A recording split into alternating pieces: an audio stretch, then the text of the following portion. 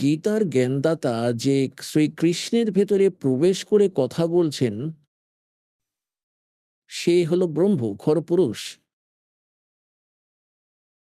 সে নিজের বিষয়ে বলছে, মানে সে নিজের বিষয়ে বলছে যে, "ও হে অর্জুন, তোমার এবং আমার অনেকবার জন্ম হয়েছে, তুমি জানো না, কিন্তু আমি জানি।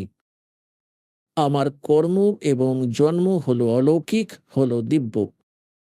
প্রমাণের জন্য শ্রীমদ্ ভগবত গীতার অধ্যায় নম্বর 2 শ্লোক 12, অধ্যায় নম্বর 4 শ্লোক 5 এবং 9, অধ্যায় নম্বর 10 শ্লোক 2-এ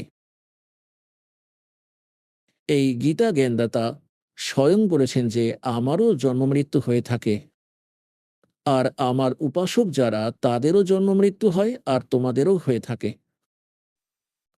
এখনো পর্যন্ত যারা আমাদের ধর্মগুরু, তারা আমাদের শ্রীকৃষ্ণের পূজার বিধান বলে দিতেন।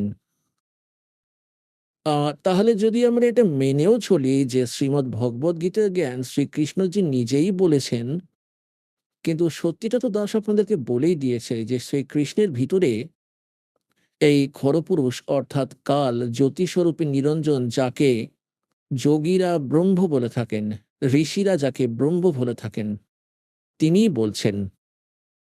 আর তিনিই এই 21 ব্রহ্মাণ্ডের স্বামী।